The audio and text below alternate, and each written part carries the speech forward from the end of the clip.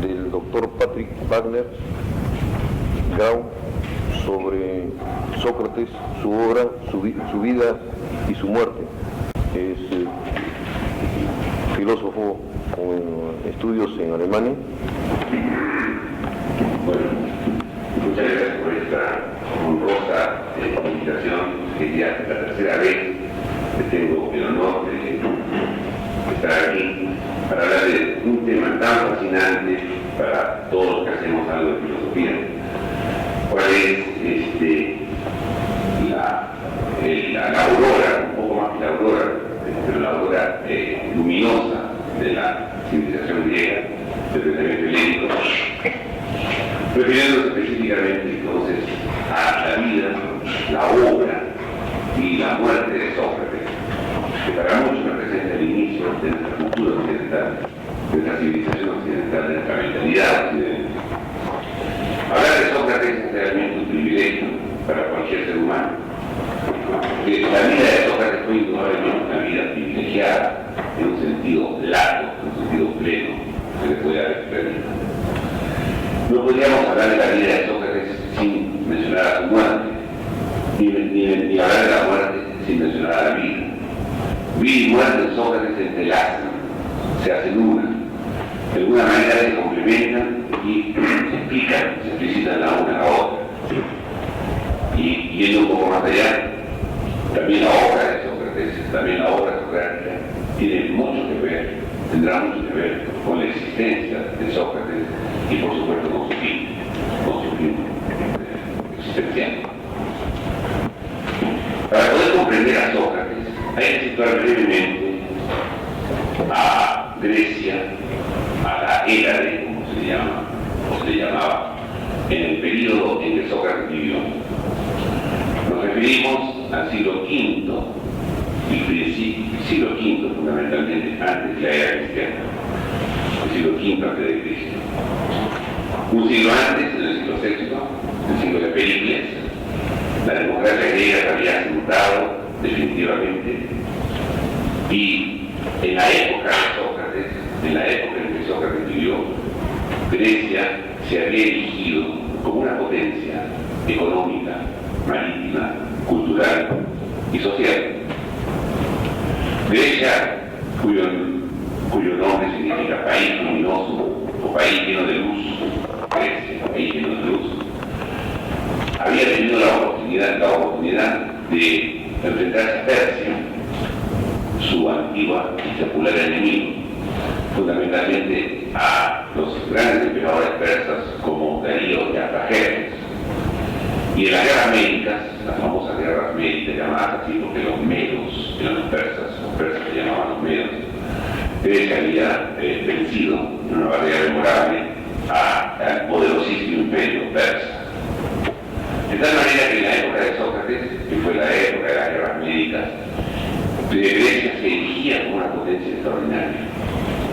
Y no solamente una potencia naval o una potencia militar, sino, como decíamos, también como una gran potencia económica. El florecimiento de las ciudades griegas era realmente impresionante. Y a pesar de que el florecimiento inicial se había dado en las colonias del Asia Menor, fundamentalmente en las colonias jónicas, poco a poco el centro se fue desplazando hacia el centro, para la redundancia, hacia el centro de la península ártica, o sea, hacia la ciudad de Atenas. Y Atenas se convirtió rápidamente en un lugar cosmopolita, donde afluían de todas partes del mundo, personas, cargas, barcos y todo tipo de medios de transporte que querían comerciar fundamentalmente con esta ciudad luminosa de Atenas. En esa época entonces nace, vive y muere Sócrates. Atenas estaba deslumbrada por el dinero, por la gloria, por el poder. Atenas estaba deslumbrada por la inteligencia, por la sabiduría, por la ciencia, por la cultura. El ateniense se sentía el ser más importante del mundo, el ombligo del mundo, un poco como después se sintió París. De alguna manera se le consideró durante un tiempo, hace algunos siglos ya, ombligo del mundo. Todo tenía que pasar necesariamente por Atenas. todo era tamizado por Atenas. Y Atenas en su secular y nunca terminado combate con Esparta, se había erigido también como la ciudad hegemónica en la península del Peloponeso, la península Ática. Todo esto es importante para entender entonces la acción de Sócrates, su vida, su verdadera obra y después su triste pero maravilloso final. Además de esto, tenemos que hacer mención también al inicio de la filosofía griega, que había comenzado algunos siglos antes, en el siglo VI a.C., un siglo y medio antes, en la colonia jónica de Asia Menor, con la famosa escuela jónica y la escuela heliática, donde realmente se comenzaron a plantear los grandes problemas del hombre, los problemas que de alguna manera dirigían, orientaban e inquietaban al ser humano. El problema de la muerte, el problema de la inmortalidad, el problema del ser, el problema del movimiento, el problema de la inmovilidad, etcétera, etcétera. Y todo esto había comenzado a inquietar de tal manera el espíritu griego que los pensadores griegos e incluso el pueblo ateniense se interesaba por estos problemas de manera casi habitual. Y a esto había que añadirse la influencia de los sofistas. Los famosos sofistas, del griego sofos, sabios, los famosos sofistas que habían revolucionado de alguna manera el saber popular. Habían logrado demostrar que la sabiduría puede llegar a capas populares. Por supuesto, todo esto empujado y motivado por la democracia, el gobierno del pueblo, la democracia. Habían logrado demostrar que no solamente los eruditos eran capaces de llegar o alcanzar la sabiduría, la sofía, sino también al pueblo, siempre que el pueblo fuera educado, fuera formado y fuera informado. Y eso es una gran novedad. Los sofistas se encargaron de educar al pueblo, de informar, de formar, de sacar entonces la ciencia, la filosofía, la sabiduría de los cuartos cerrados de los eruditos y lanzarla justamente al pueblo para que ellos pudieran discurrir y también sacar sus propias conclusiones a un nivel que no fuera propiamente erudito o de erudición absoluta o de erudición total. Y en este ambiente entonces, donde hay una verdadera efervescencia, tanto política como cultural, una verdadera efervescencia social también, donde todo el mundo, gracias a la democracia y gracias a los sofistas, todo el mundo podía de alguna manera acceder al poder intelectual, al poder cognitivo, al poder científico y al poder económico. En ese momento entonces Sócrates hace su aparición y su irrupción en la cultura ateniense, en la cultura griega. Evidentemente los sofistas hicieron muchas cosas buenas, pero también crearon un gran desconcierto en el pueblo. Un desconcierto por cuanto la sofística, como se le llama, o sea, el pensamiento sofista, pretendió basarse fundamentalmente en la sensación, en lo sensacional, en aquello que causaba realmente sensación. Es decir, ellos necesitaban permanentemente presentar al pueblo cosas nuevas, cosas que los deslumbraran, cosas que fueran realmente importantes, sensacionales, cosas que fueran brillantes. Y esto los obligó poco a poco a los sofistas a ir dejando de lado la sabiduría, a ir pisoteando la sabiduría, a ir desinteresándose por la verdad y fijándose cada vez más en aquello que podía producir sensación, en aquello que podía ser sensacional, en aquello que podía darles prestigio personal, brillo personal, etc. Ante esta situación, entonces, la desorientación comenzó a cundir. Comenzaron a plantearse las grandes preguntas: ¿existe la verdad? ¿Dónde está esa verdad si existe? ¿Podemos algún día alcanzarla? Uno de los sofistas, el famoso Gorgias, decía: la verdad existe. Si la verdad existiera, no podríamos nunca conocerla. Y si la verdad, de alguna manera, pudiéramos, si en algún momento pudiéramos conocer la verdad, cosa que es absolutamente improbable, esa verdad jamás la podríamos comunicar. O sea, que la verdad, la alesia de los griegos, la alesia, esa verdad, era imposible de alcanzar, era imposible de conocer, imposible de comunicar. Este es el concierto creado por los sofistas para sacar provecho de ellos. La sensación daba dinero, daba poder, daba fuerza, daba interés. Los sofistas fueron los primeros que se dedicaron a educar al pueblo, cobrando honorarios por educar, por informar. Este sensacionalismo, entonces, esta pérdida del norte, esta pérdida de la brújula, o sea, de la orientación, cundió sobre todo en la juventud ateniense, que empezó justamente a contestar, o sea, a discutir, a rebelarse contra todo aquellos que los padres o los predecesores habían tratado de inculcar en ellos. Gracias a los sofistas, entonces, o por obra de ellos, se hicieron contestatarios, como siempre sucede.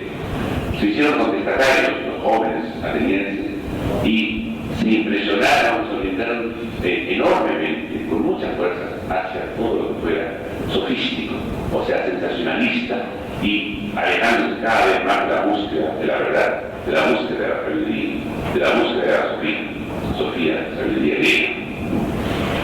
Sócrates vive entonces, nace y vive en este contexto.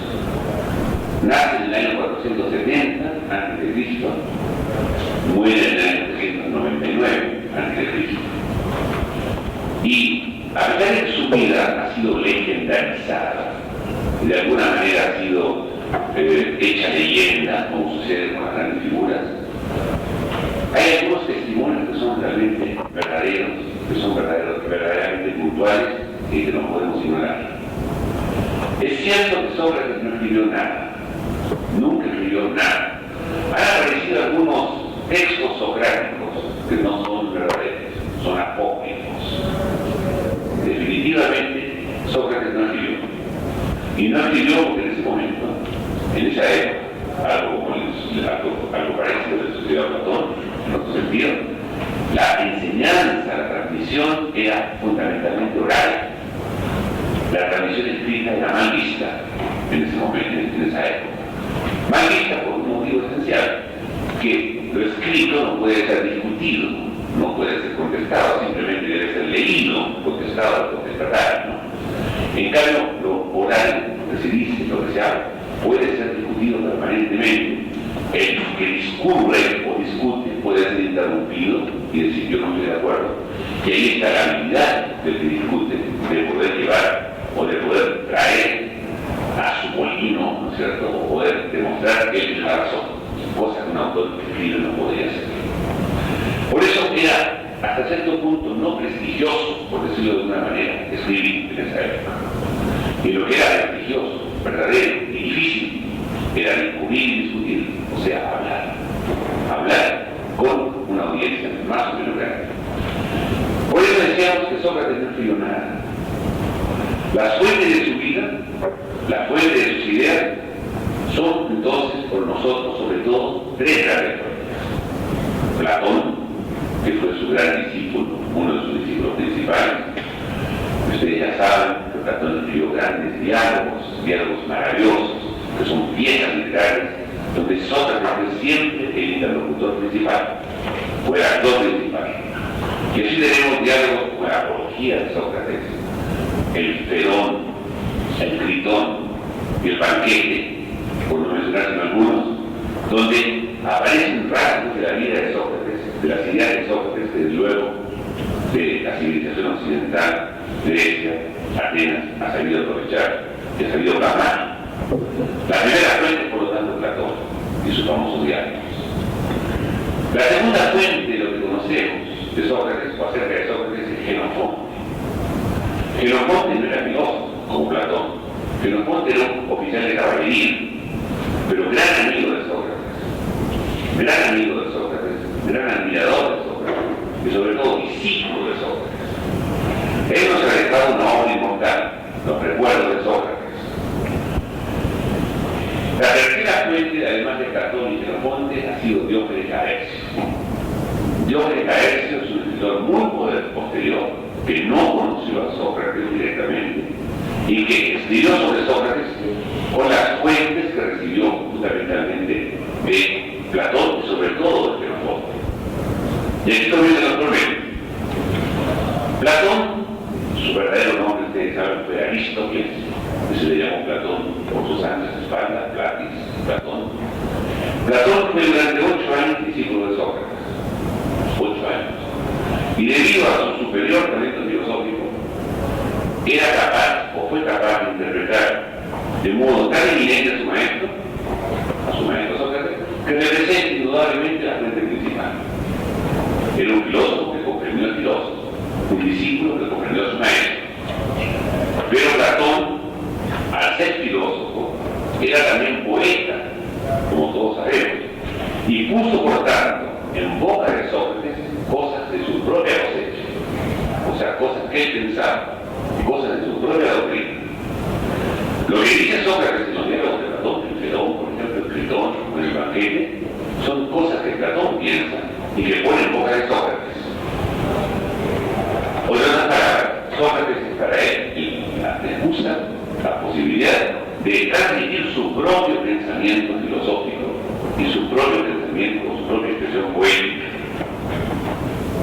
Diógenes Laercio, por ejemplo, nos cuenta que Sócrates había dicho en alguna ocasión, refiriéndose a Platón, ¿cuánto miente este joven acerca de mí? ¿Cuánto inventa este joven acerca de mí? Cuando leía los diálogos platónicos, los primeros diálogos de Platón, donde ponía en boca de Sócrates, como decíamos, cosas que él nunca había pensado y nunca había dicho. Xenofonte, la segunda fuente, solo perteneció durante corto tiempo al llamado círculo socrático, el círculo de amigos de Sócrates. No fue muy asiduo del círculo socrático porque era un oficial de caballería y tenía que cumplir funciones fuera de Atenas permanentemente, era militar. Y fue justamente más militar que filósofo. No estaba en Atenas, no se encontraba en Atenas Xenofonte cuando murió Sócrates. Y escribió sus recuerdos sobre Sócrates, sus recuerdos de Sócrates, 30 años después de su muerte. 30 años después de la muerte del maestro. Pero por otra parte, Xenofonte, que no era filósofo ni era poeta, reprodujo casi sin variación lo que escuchó. Como no tenía idea de filosofía y de poesía, simplemente como grabadora escribió todo lo que oía. Y por lo tanto fue una buena fuente de información directa, sin el adorno que Platón le pudo haber puesto. Por lo tanto, las dos fuentes, la fuente platónica y la fuente xenofontiana de Platón y Xenofonte, son útiles para poder comprender la vida, la doctrina y luego la muerte de Sócrates. Como acabamos de decir, la tercera fuente, la de Diógenes Laercio, fue posterior, fue muy posterior. No existe evidencia que Diógenes Laercio haya conocido a Sócrates y posiblemente su información fue mediada a través de terceras personas. Todas estas fuentes, sin embargo, nos van a servir para reconstruir dentro de lo posible un poco la vida, la muerte y la doctrina socrática. Aquí sabemos a ciencia cierta que Sócrates nació en Atenas y no fuera de Atenas, como han dicho una vez, en el año 470 a.C. y tuvo por padres a un escultor, el escultor Sofronisco, y a una partera, o sea, a una obstetriz, Genareta, que cumpliría el que tendría gran importancia en la doctrina y en la vida de Sócrates. Se sabe que en su juventud, cuando era joven, cuando era muchacho, Sócrates durante algún tiempo ejerció el oficio de su padre, o sea, fue un escultor, pero fue un escultor mediocre. Y se dio cuenta rápidamente que con la escultura no llegaba a ningún lado, y que esa no era su vocación, ese no era su talento, no era realmente lo que debía hacer. En cambio, el oficio de su madre sí tuvo importancia para él.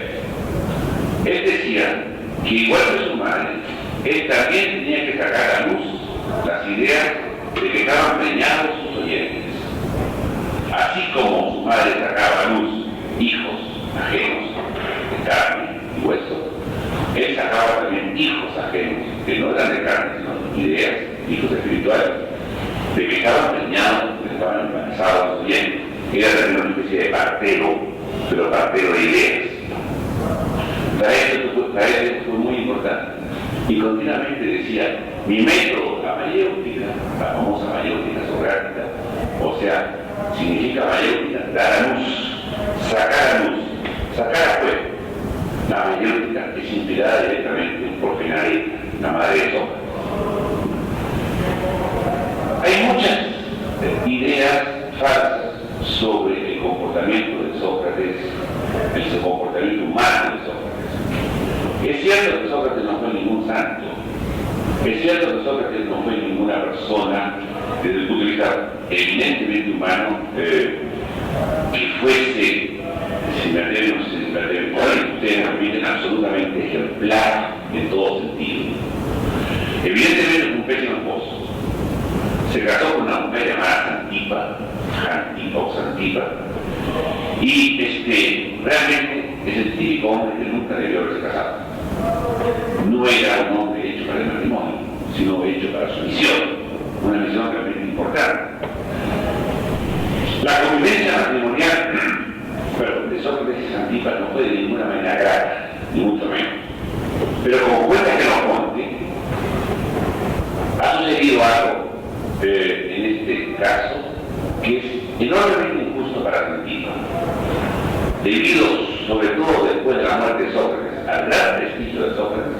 Se presentó a Xantipa como mujer pendenciera, como fundamentalmente lo hizo la leyenda tardía, mujer pendenciera, incomprensiva, de alguna manera no colaboradora, etc. Esto no es cierto. Xantipa realmente fue una esposa que trató de comprender a Sócrates y desgraciadamente Sócrates estaba llamado a otra misión.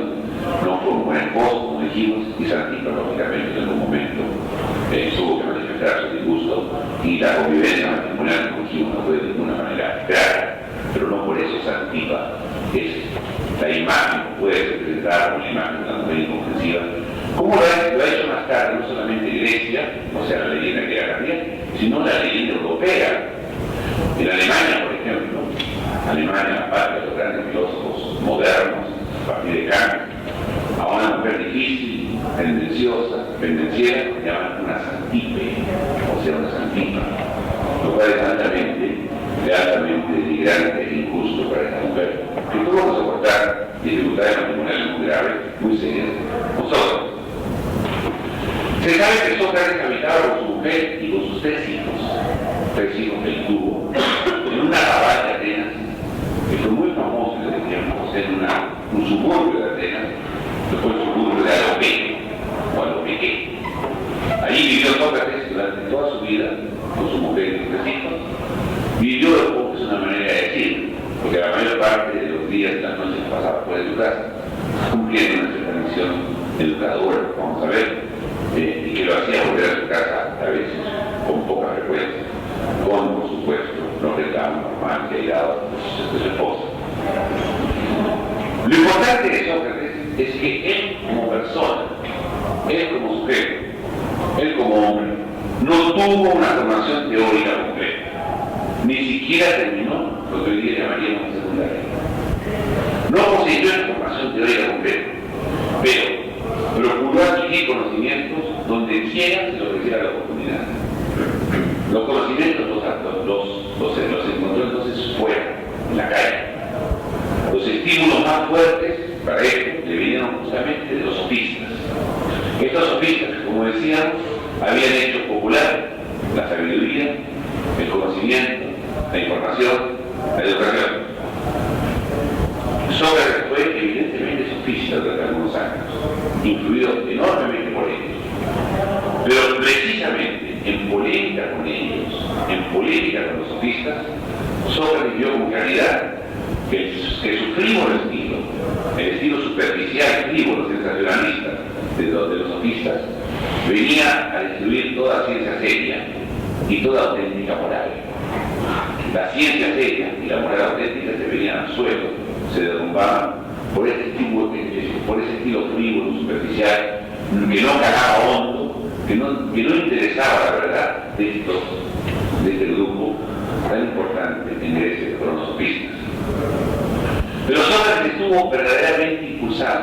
estuvo especialmente impulsado, por una verdadera pasión pedagógica, pasión por la educación, pasión por educar a sus conciudadanos.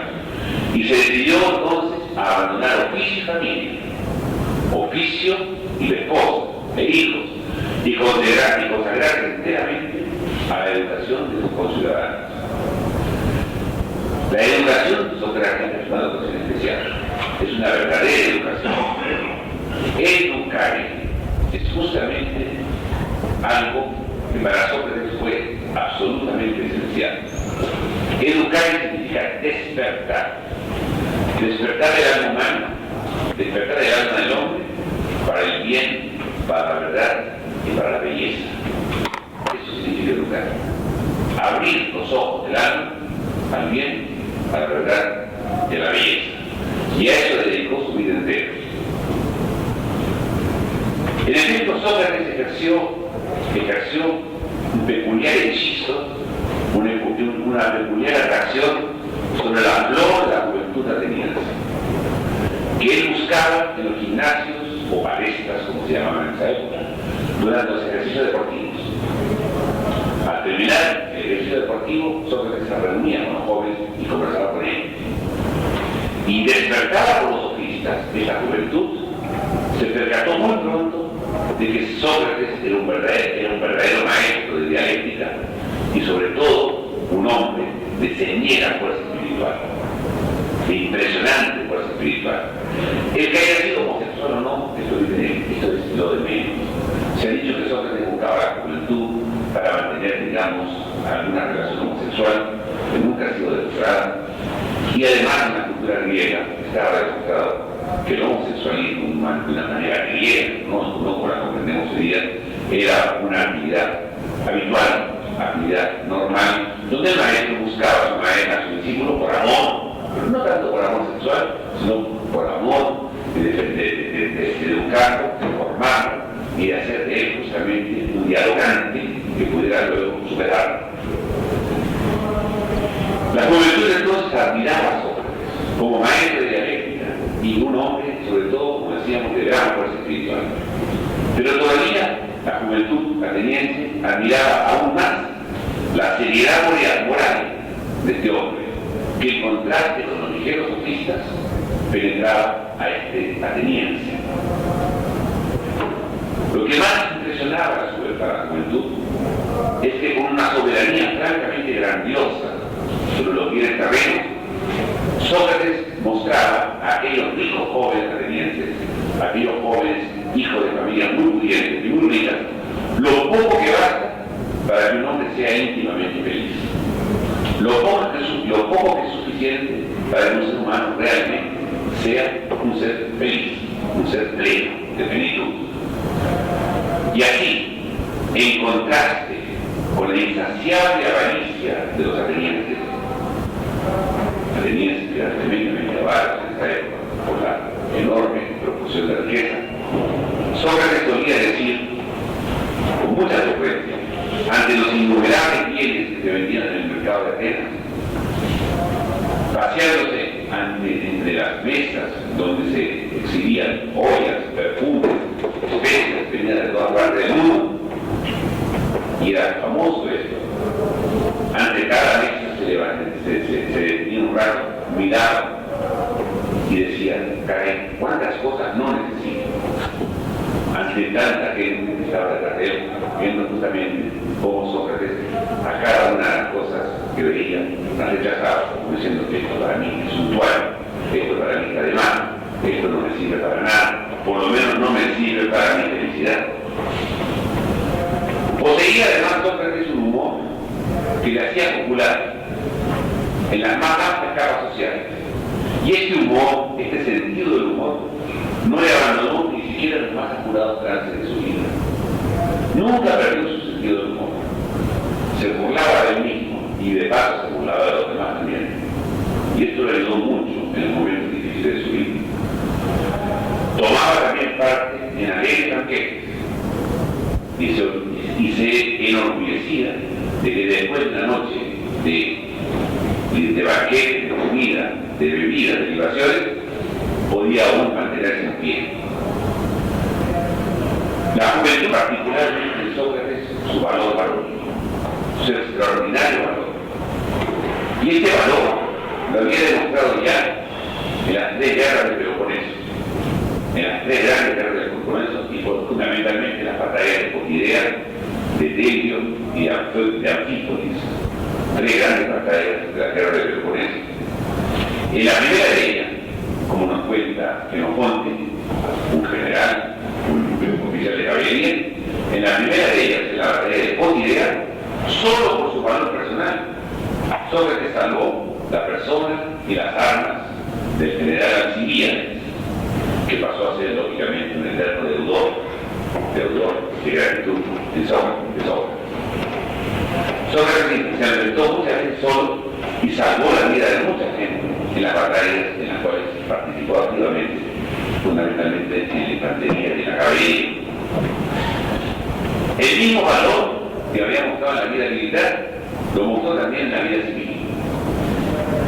En el famoso proceso de las Arginusas, proceso que fue un escándalo en Atenas, proceso que fue terrible en Atenas, donde un grupo de generales fue acusado falsamente por los políticos, como ustedes ven, los políticos no cambian nunca, para salvar su pellejo, ¿no? Para salvar su pellejo. En este famoso proceso de las Arginusas, Sócrates se mantuvo firme como una roca frente a las curiosas pasiones del pueblo acusado por los políticos, porque tuvo por injusta la condenación de los generales acusados. Para él era una injusticia grave, y lo dijo, y fue el único que lo dijo. No obedeció a las órdenes de los 30 tiranos, los políticos de la época, los famosos 30 tiranos que estuvieron tiranizados, valga la redundancia, de Atenas, y como no obedeció las órdenes de estos demagogos, de estos tiranos, prefirió ir a la cárcel. De ninguna manera quiso transigir con sus convicciones personales e íntimas y prefirió la prisión. Y de este modo, cosa muy interesante, muy importante y notable, el círculo socrático se mantuvo unido, sin organización alguna, con Sócrates en la cárcel, puramente por el hechizo de la personalidad de su fundador, por la fuerza de la personalidad de su fundador, que en ese momento estaba en prisión. Hasta Critias y Alcibíades, Critias, uno de los 30 tiranos, entraron transitoriamente en ese círculo llamado mágico de Sócrates, un círculo realmente extraordinario, donde la magia estaba justamente en que permanecían unidos a pesar de su falta de organización. Sócrates estuvo algunos años en la cárcel y luego fue liberado, 2 años más o menos, luego fue liberado y rehabilitado totalmente. Exteriormente feo como un sátiro, con un grueso abdomen y con nariz chata o canada, Sócrates era, sin embargo, interiormente un carácter tan equilibrado, un carácter tan positivo, un carácter tan sereno, tan concreto, que Xenofonte lo llama ejemplar del hombre mejor y más feliz. Ejemplar del hombre mejor, del mejor hombre y el más feliz. Y escribió sobre él, Xenofonte, textualmente: como comprendo la sabiduría y nobleza de este hombre, tengo que pensar siempre en él.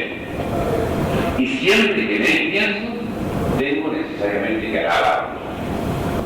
Tengo necesariamente que decir cosas buenas. No puedo decir nada malo de él. El famoso oráculo de Delfos, famoso oráculo dedicado a Apolo, sabemos. Delfos se llama por el delfín, el animal de Apolo. El famoso oráculo de Delfos lo calificó como el más sabio de todos los tiempos. Sócrates un día se le preguntó: ¿quién es el hombre más sabio que hay en Grecia? Y el oráculo de Delfos contestó: Sócrates es el hombre más sabio de todos los tiempos. A pesar de todo esto, el término de la vida de Sócrates iba a tomar forma trágica. En el año 423 a.C., en su famosa comedia Las Nubes, el cómico Aristófanes lo presentó como un artisofista. Un artisofista que tuerce la verdad, que se burla de los dioses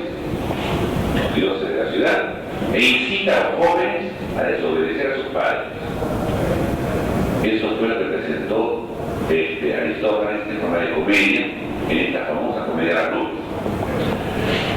Sócrates, que se había visto a sí mismo con el mejor humor en la comedia, había asistido en primera fila a ver la comedia de las nubes, no sospechó, sin embargo, hasta qué punto había cambiado respecto de él el ambiente popular.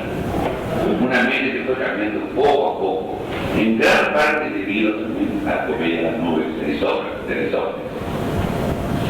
A ello se añadió que Critias, como acabamos de decir, el más violento y el más aborrecido de los 30 tiranos, había sido su discípulo.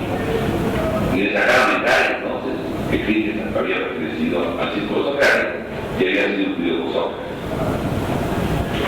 En esta atmósfera que ya comenzaba a ser negativa, en esta atmósfera realmente negativa, sus tres enemigos personales, los tres enemigos personales de Sócrates, Anito, tratante en cueros llamado Anito, un poeta de segunda clase, Meleto, y un orador, también mediocre, Licón, estos tres enemigos mortales de Sócrates, porque Sócrates había hablado despectivamente varias veces acerca de ellos, porque Sócrates podía ser muy despectivo, muy burlón, muy irónico.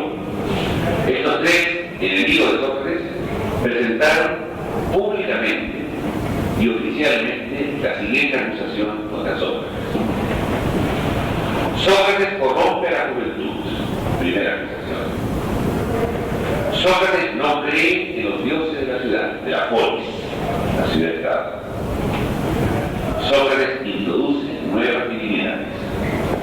Tres acusaciones realmente graves. Corrupción de la juventud, no creer en los dioses de la polis y introducir nuevas divinidades que no son las verdaderas divinidades.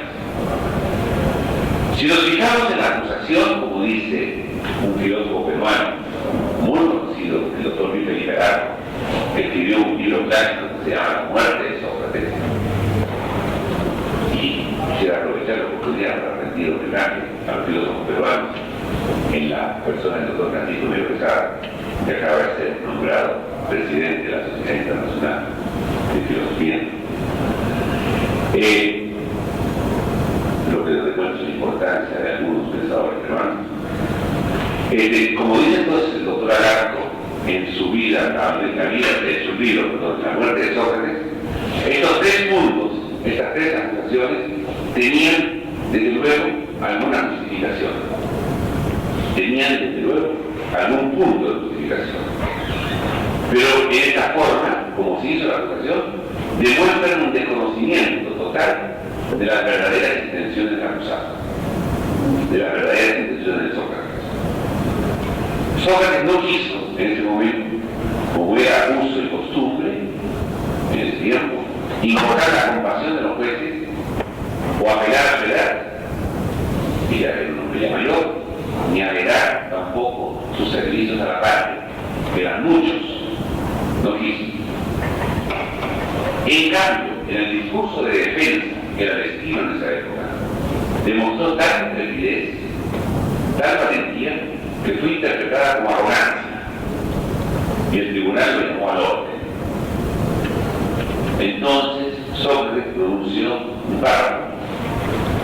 párrafo que ha quedado textualmente escrito en la historia, plasmado en la historia, y que ha sido transmitido fundamentalmente por Jenofonte en el recuerdo de Sócrates. Sócrates dijo textualmente lo siguiente: quiero obedecer al Dios antes que a vosotros. Mientras yo respire, no dejaré de exhortaros y corregiros.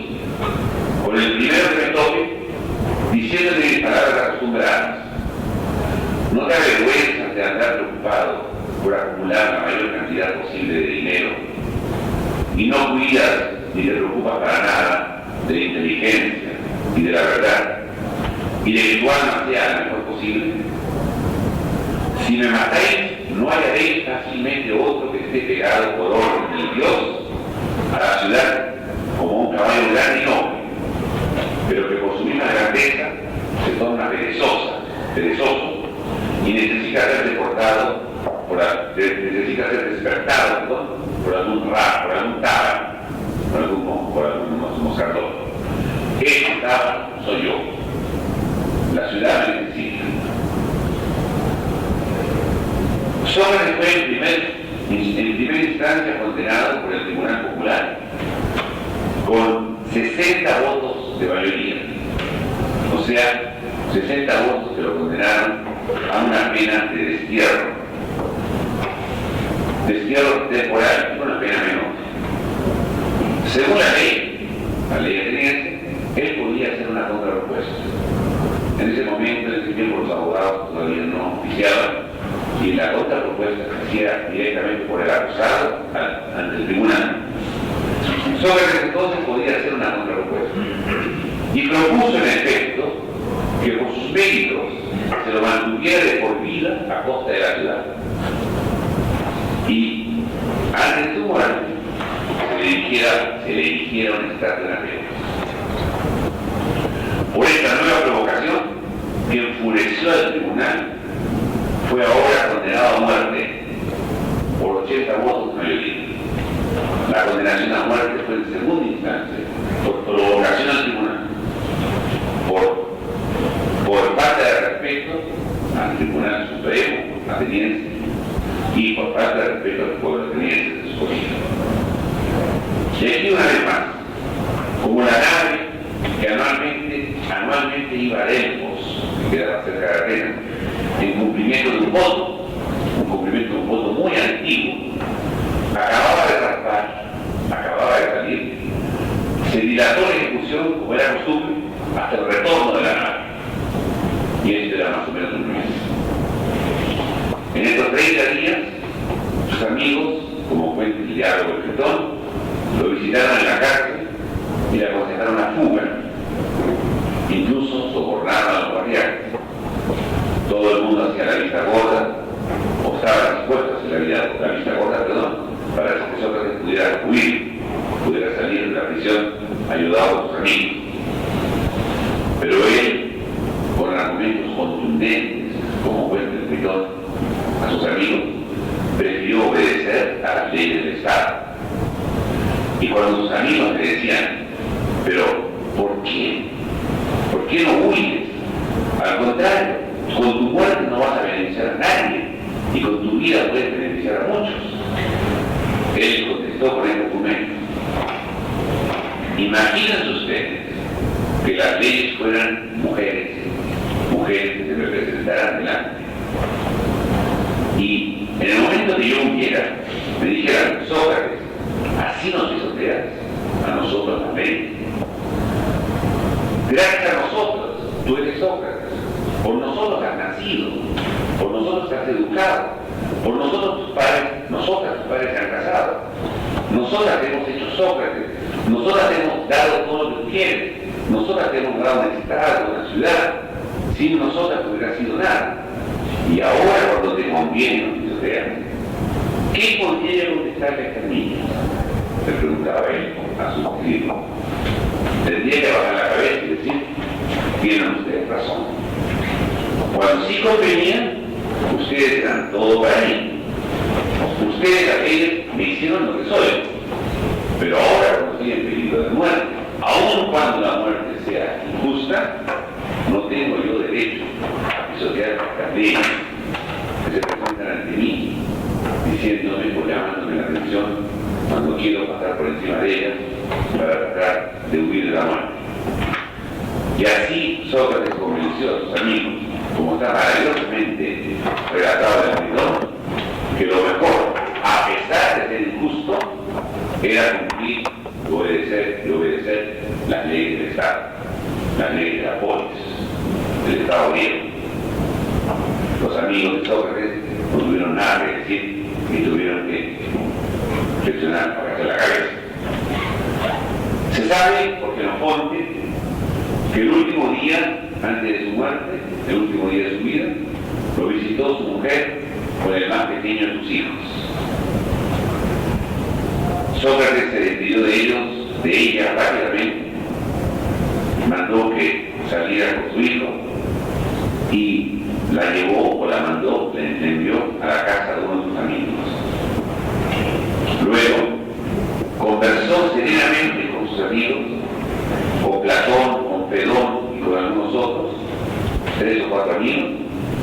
conversó en una conversación, en un diálogo relatado en el Perón, en forma muy detallada, sobre o acerca de la inmortalidad del alma. El diálogo de Perón cuenta justamente lo que Sócrates dijo en aquella ocasión: la inmortalidad del alma como el supuesto fundamental de toda la existencia, como el supuesto fundamental de todo lo que el hombre puede hacer en su vida, como el supuesto fundamental es la justificación de la vida humana, la justificación del quehacer del hombre y la, como dirá posteriormente la filosofía, aún no se conocía el término, la fundamentación de la persona. Persona es un término muy posterior a Sócrates, por supuesto. Ese diálogo sobre la inmortalidad del alma realmente alcanza cúlmenes, niveles, acmés, culminaciones realmente importantísimas. Y una vez terminado ese diálogo transmitido por el Perón acerca de la inmortalidad del alma, serenamente, en el momento fijado, procedió a revelar la circunda.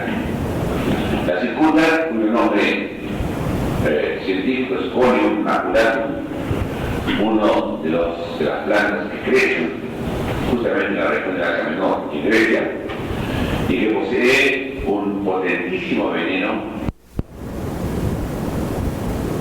Se fue quedando paralizado.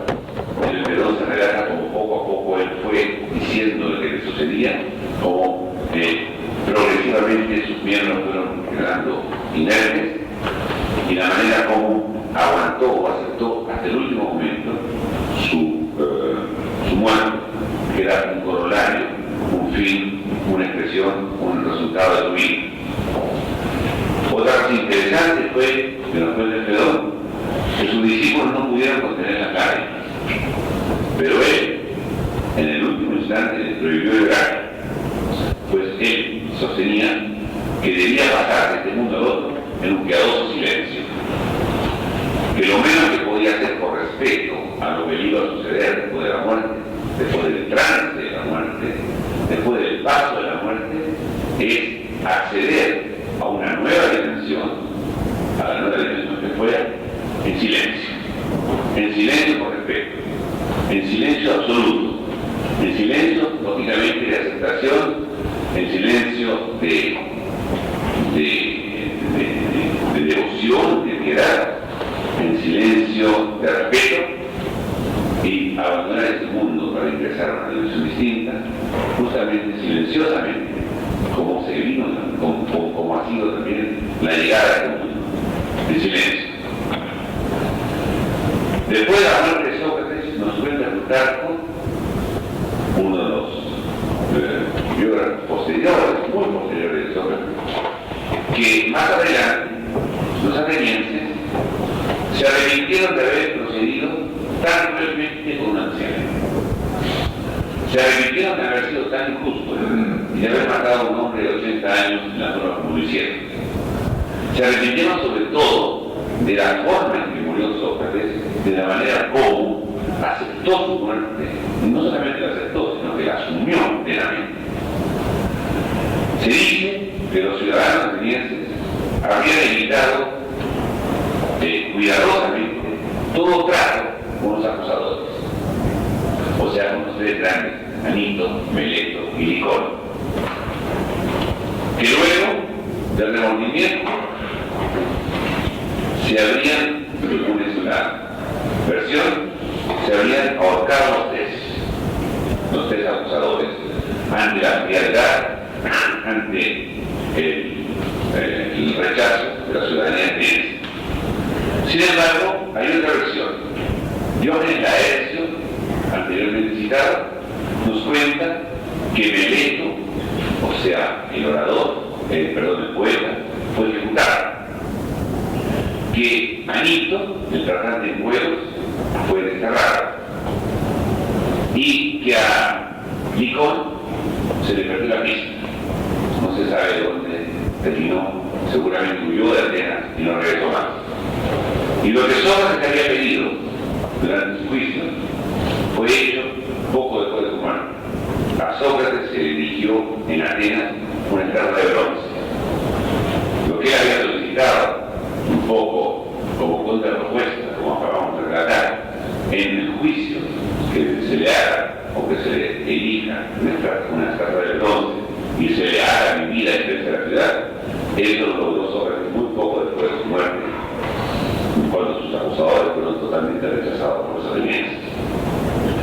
Lo que es indudable es que la muerte de Sócrates y la vida de Sócrates, la muerte como corolario de la vida, tiene un alto valor simbólico. Sócrates representa, como dijo un gran filósofo inglés, John Locke, el mayor fenómeno educativo de la historia de Occidente. Nunca ha habido un portento educativo en el sentido de la educación griega tan importante, tan extraordinario como este. Pero Sócrates representa también la interiorización del hombre griego por el occidental. Y por eso, por Sócrates, luego por Platón y luego por Aristóteles, indudablemente, pero comenzando por Sócrates, nuestra cultura occidental tiene un fundamento helénico, un fundamento griego. Nosotros somos hombres occidentales, pensamos occidentalmente con la raíz, con las raíces, los fundamentos que nos dio la paideia griega. La paideia griega significa la cultura griega, la educación griega, la formación griega. Todo comienza justamente en Sócrates. Y somos tributarios de los griegos, de los helénicos, como somos tributarios de los judíos, probablemente.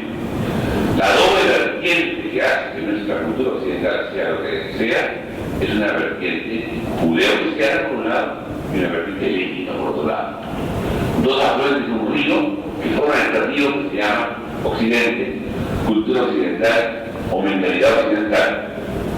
Desde un punto de vista religioso, quizás, desde un punto de vista espiritual, desde un punto de vista trascendente, como diría Santo Tomás de Aquino, San Agustín, nosotros tenemos una fuertísima influencia judeo-cristiana. Desde un punto de vista científico, cultural y filosófico, nuestra influencia, nuestra raíz es indudablemente helénica, griega. Y esta raíz helénica o griega nace o surge o aparece esencialmente, fundamentalmente, gracias a Sócrates, a su vida, a su doctrina, de su muerte. De su muerte, doctrina y vida, muerte, doctrina y vida que son un corolario o la expresión de una sola cosa, de lo mismo. Sócrates y el socratismo como una de las expresiones más altas del espíritu humano en todos los tiempos. Por eso Sócrates jamás pasará de moda. Jamás podrá pasar siquiera de moda. No hay ningún filósofo posterior, salvo una excepción, pero ningún filósofo posterior que haya salido o haya querido degradar o denigrar la influencia e importancia de Sócrates. Sócrates ha sido universalmente respetado, admirado, aceptado. La única excepción fue Nietzsche, el filósofo alemán del siglo XIX, que en su ira, en su pasión anti-judeo-cristiana, por así decirlo, también de alguna manera extendió su pasión negativa a los griegos y sobre todo a Sócrates. Y habló de Sócrates en términos despectivos. Pero Nietzsche es un caso especial en la historia de la filosofía, porque era un hombre que tenía graves trastornos psicológicos y que a pesar de su inteligencia extraordinaria, que nadie lo puede dudar, cuando se refirió a Sócrates estaba ya bastante enfermo. Fuera de excepción, todo el resto del pensamiento filosófico es tributario del pensamiento socrático. Kant, por ejemplo, el gran filósofo alemán, ha escrito un ensayo extraordinario sobre Sócrates que se llama El socratismo en la época moderna. Estamos hablando del siglo XVIII. Y demuestra que Sócrates tuvo influencia en Alemania, en el siglo XVIII, en todas las actividades que cumplía en ese momento la cultura o la civilización alemana. Desde la agricultura hasta las labores domésticas, por así decirlo.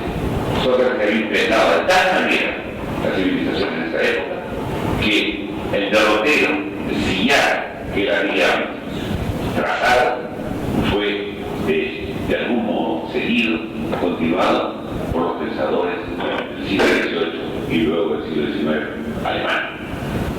Si hablamos de